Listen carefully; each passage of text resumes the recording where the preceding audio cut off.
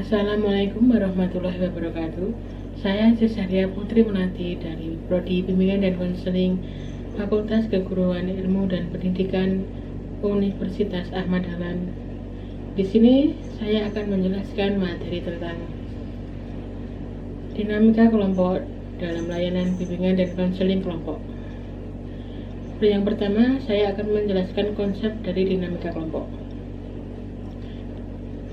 Dari konsep tersebut ada pengertian dinamika kelompok.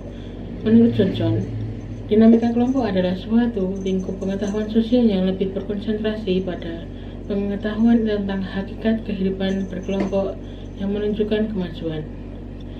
Dan juga ada menurut Santosa, dinamika kelompok adalah suatu kelompok yang teratur dari dua individu atau lebih yang mempunyai hubungan psikologis secara jelas antara anggota yang satu dengan yang lainnya. Nah, selanjutnya ada ciri-ciri dari kelompok. Ciri-ciri kelompok menurut Gerungan. Yang pertama ada motif yang sama antara anggota kelompok. Kedua, reaksi-reaksi dan kecakapan yang berlainan antar anggota kelompok. Ketiga, penegasan struktur kelompok. Dan 4, penegasan norma-norma kelompok. Selanjutnya, menurut Prosit dalam Walgito, ciri-ciri kelompok antara lain 1, interaksi, 2, struktur, 3, tujuan, dan 4, kohesi. Selanjutnya saya akan menjelaskan tentang macam-macam kelompok. Macam-macam kelompok secara umum ada beberapa. Yang pertama, kelompok primer dan sekunder. Kelompok primer yakni kelompok yang terdiri dari dua orang atau lebih yang lebih intensif dan erat antar anggotanya dalam berinteraksi. Sedangkan kelompok sekunder, para anggota kelompoknya kurang bersifat kekeluargaan dan kurang erat hubungannya. Kedua, ada kelompok formal dan informal. Kelompok informal atau kelompok resmi ini yang mirip dengan kelompok sekunder, yakni kelompok keanggotaannya berdasarkan suatu struktur resmi dan adanya peraturan-peraturan yang resmi.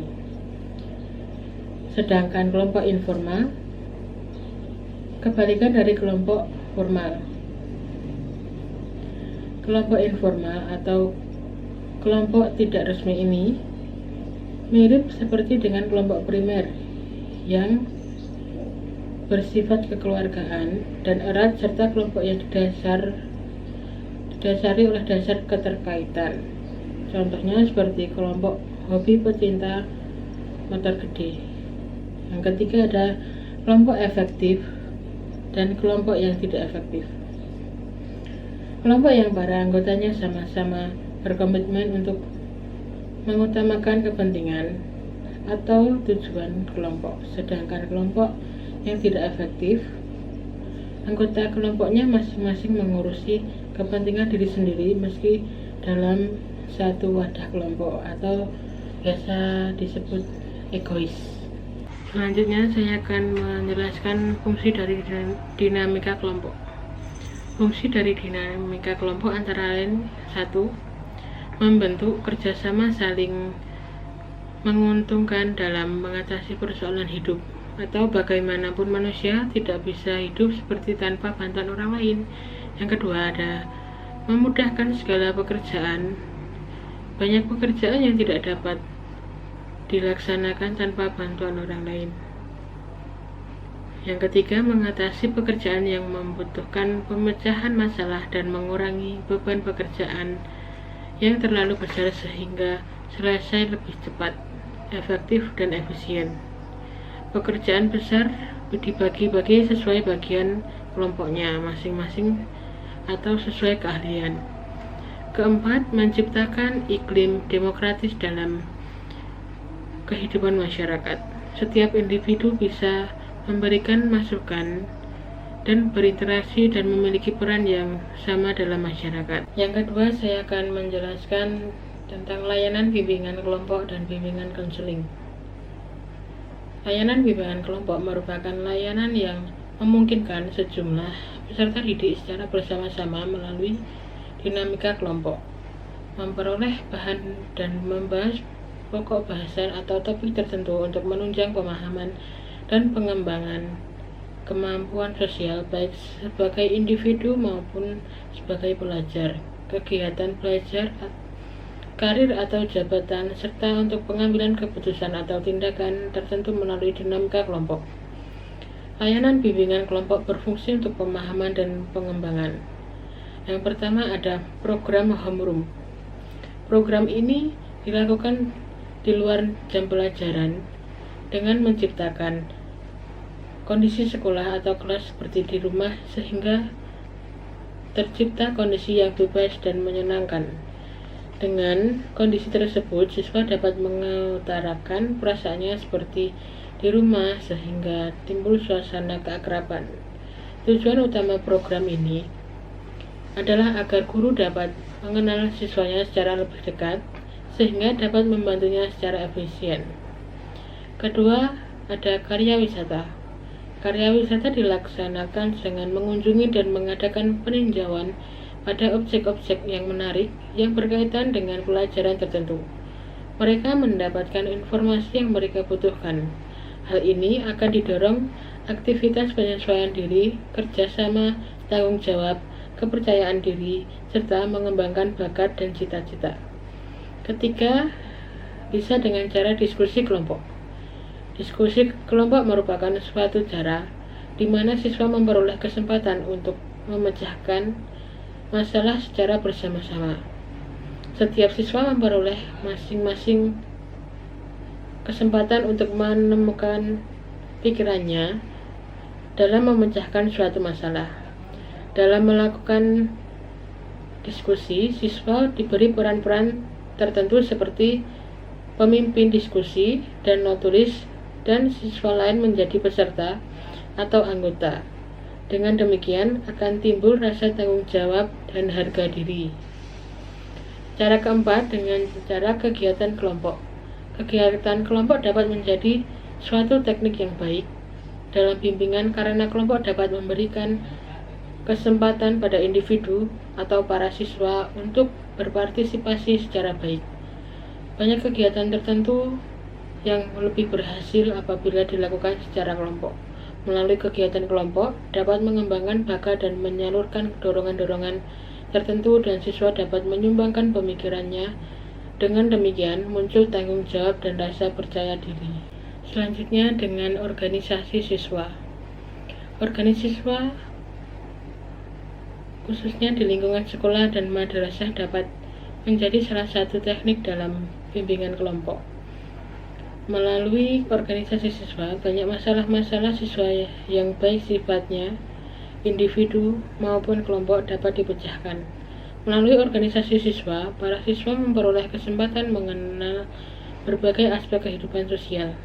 Mengaktifkan siswa dalam organisasi siswa dapat mengembangkan bakat kepemimpinan dan memupuk rasa tanggung jawab serta harga diri siswa. Selanjutnya ada sosiodrama. Sosiodrama dapat digunakan sebagai salah satu cara bimbingan kelompok.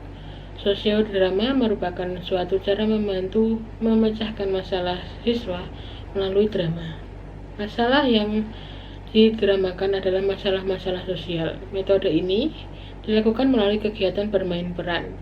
Dalam sosiodrama, individu akan memerankan suatu peran tertentu dari situasi masalah sosial. Pemecahan masalah individu diperoleh melalui penghayatan peran tentang situasi masalah yang dihadapinya. Dari pementasan peran tersebut, kemudian diadakan diskusi mengenai cara-cara pemecahan masalah. Selanjutnya ada psikodrama. Hampir sama dengan sosiodrama tadi, psikodrama adalah upaya pemecahan masalah melalui drama. Bedanya adalah masalah yang didramakan. Dalam sosiodrama, masalah yang diangkat adalah masalah sosial. Akan tetapi pada psikodrama, yang didramakan adalah masalah psikis yang dialami individu. Cara yang selanjutnya dengan pengajaran remedial.